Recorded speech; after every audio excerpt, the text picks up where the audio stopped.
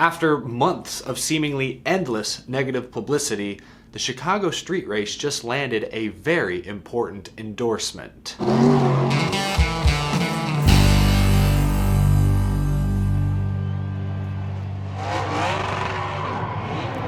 How's it going, y'all? My name is Eric. Welcome to Out of the Groove. I hope you're doing well. Lots to get to today. Let's not waste any time. First up, yesterday, Phoenix Raceway announced that the NASCAR Cup Series Championship race has once again sold out. This extends the streak. Every Cup Series Championship race since 2020, 2021, 2022, now 2023 has been a sellout. Phoenix is 4 for 4. That's why last week NASCAR announced that the championship race would return to Phoenix in 2024. Look, the on-track racing isn't the best in the world, but the facility is top-notch. Phoenix, Arizona is a big city, a lot of race fans out west. That's why this race continues to host the championship. Maybe in 2025 they'll consider moving it back to Miami or to some other ISC-owned track, but for the time being, I believe Phoenix Raceway and its fans have earned that championship slot. Before we react to the latest headlines coming out of Chicago, ARCA Menard Series driver Greg Van Alst did an interview with frontstretch.com that I saw making the rounds earlier this week. I'll put a link to the full interview, the full article down in the description below. But in this article, Greg Van Alst, an independent ARCA Menard Series driver team,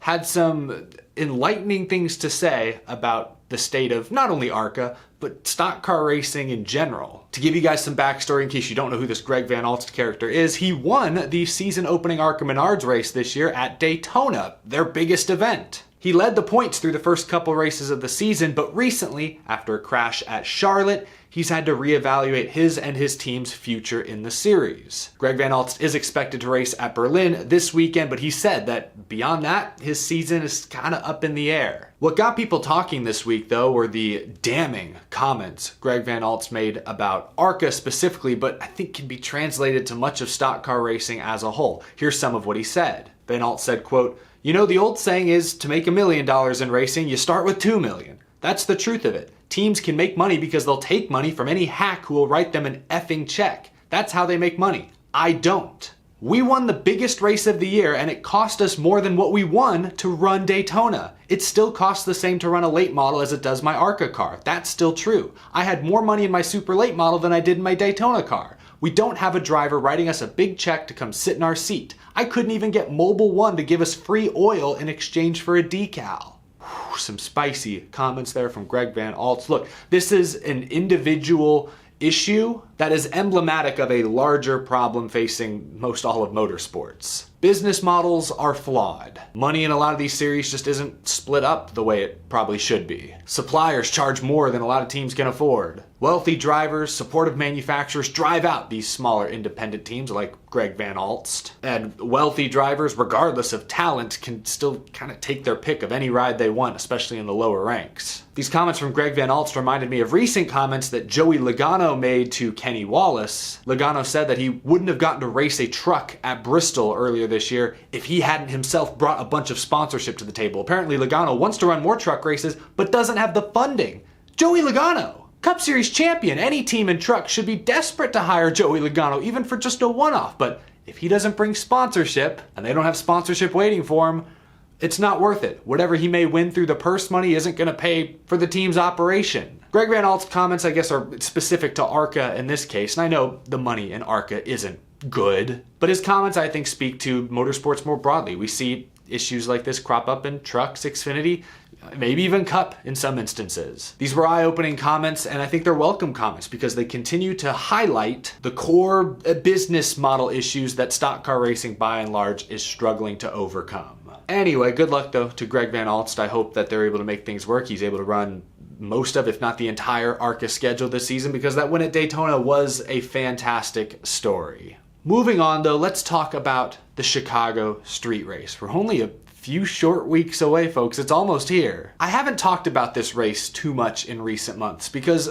quite honestly, I feel like my opinion doesn't really fit the narrative. Like, I'm genuinely excited about the Chicago street race. I bought a ticket, spent more than I'm willing to admit. I'll be there. I had to see this event firsthand. It's the first time the NASCAR Cup Series has ever run a street course, period, and they're going big. They're racing in the heart of Chicago. I can't wait to see it. Whether or not the racing is any good, I honestly don't really care for this one event. I'm more interested and excited about just the surrounding factors. NASCAR being brought to the people, exposed to a new audience, trying new things for them.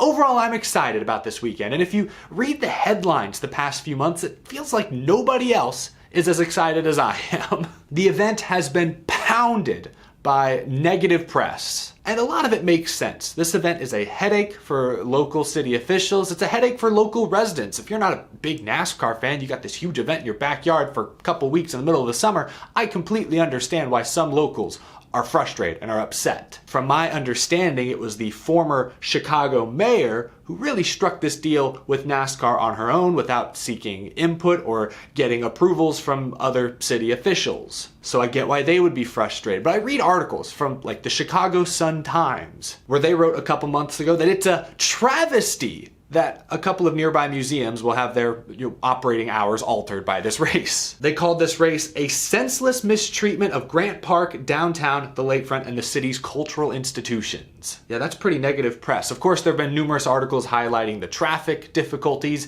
Major streets there in the city are closed for a couple weeks leading up to the event. Many of y'all probably saw this headline a couple weeks ago. There were vehicle carts stolen from the track's construction site. Like I said, there's just been a ton of negative press. Some of it's actually been kind of amusing to read as a NASCAR fan, like this from the Chicago Sun-Times. Allow me to just read you this passage from a recent article of theirs. On the matter of protecting the public from race car crashes, Alderman Bill Conway asked Julie Geis about a story that quoted driver Bubba Wallace saying, "Racing through the city streets, very narrow. I honestly don't know how it's all going to work out. I think there are a lot of us that are skeptical in the field." Geis said that she had spoken directly with Wallace about that story and explained to the alderpersons that he meant it in a competitive sense, not about public safety. Quote, "He assured me that there was not a concern about safety, it was about making some of those passes," Geis said. I just love the visual of a bunch of NASCAR executives having to explain to a room of stiff, stuffy Chicago politicians that, no, you don't have to worry about Kyle Larson crashing into the side of a Giordano's. I don't know, something about that passage just made me laugh. Anyway, like I said, outside of NASCAR, there's been a ton of negative publicity surrounding this event.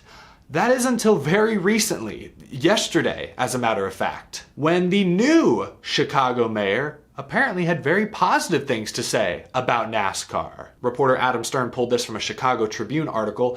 New Chicago Mayor Brandon Johnson says that he, quote, "is impressed with how hardworking and collaborative Julie Geis and the entire NASCAR team have been, and that events like the Chicago Street Race are critical to continuing positive tourism growth."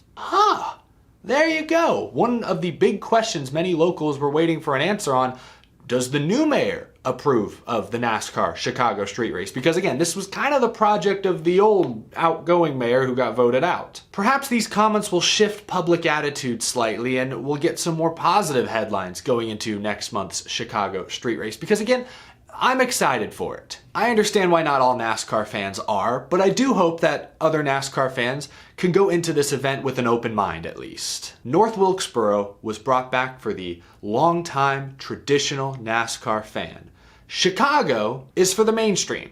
It is. NASCAR is just covering both of its bases, in my opinion. Again, I completely understand many of the logistical concerns from locals in the Chicago area. Other Chicago events have had to be moved or altered slightly to make room for this. Again, this is a busy time of year for Chicago. They don't get long summers up there, so closing down major city blocks for a week or two at a time, that's a big deal. That's a huge inconvenience that I get. If you're not a big NASCAR fan, you live in the city, it's probably frustrating. I completely understand that. But also, NASCAR is far from the only motorsport series to have done something like this, or to actively be doing something like this. Las Vegas was forced to completely repave the Las Vegas Strip in time for Formula One. That construction is ongoing and is causing its own traffic nightmares. Kind of off topic, but I have to say this real quick because I know there are going to be comments. Chicago does have a crime problem, yes, as do many other major cities in America. But please keep in mind that Chicago is the third largest city in the country. In terms of sheer numbers of violent crimes, yes, it's very high on the list. But if we look at